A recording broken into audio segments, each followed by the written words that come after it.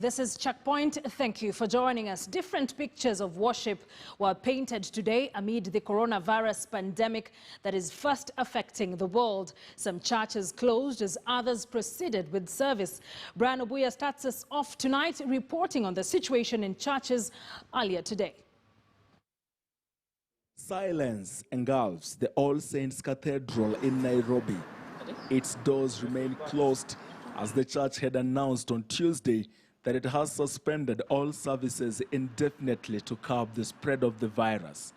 So we need to know that we can't be ignorant of that fact, that churches is the best place where such a virus can spread.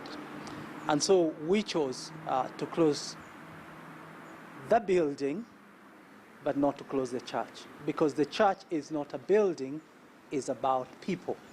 Obviously, it was different to speak in an empty church with no people, but one has to imagine that people are watching out there, that people are listening. And so just speak to their hearts and to their minds, because many of them are watching not just for the sake of watching, but actually waiting to hear the voice of God.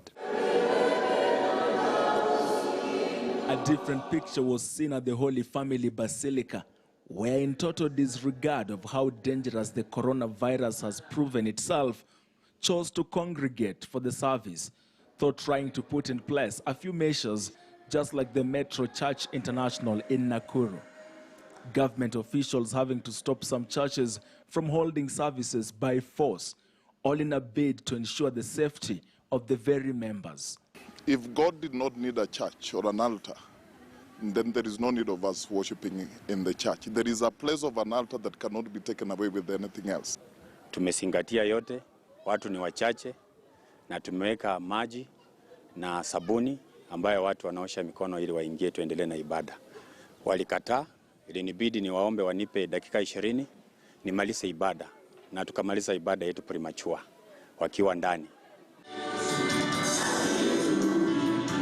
The sheer arrogance of some religious leaders insisting on proceeding with worship appears to be acute ignorance. At this point, it is important to note that in South Korea, 60% of the 4,000 infections were contracted in a church. It is that situation that the government of Kenya is trying to avert. Avoid congregating, including in places of worship. B, minimize attendance to social gatherings, including weddings and funerals. The state has since invoked a series of public orders.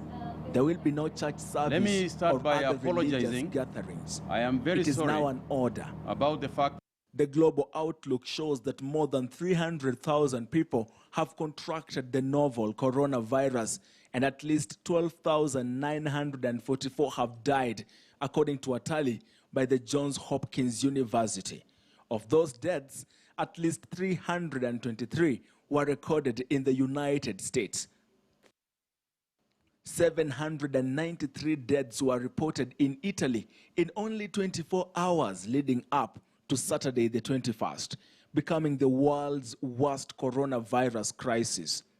And now, with a population of just 47 million people, a silent yet brutal virus, if Kenyans refuse to be self-disciplined and observe the set-out guidelines, the coronavirus could wipe out the country in a way that is only easy to imagine than experience. Brian Obuya, KTN News. Now, Kenya has recorded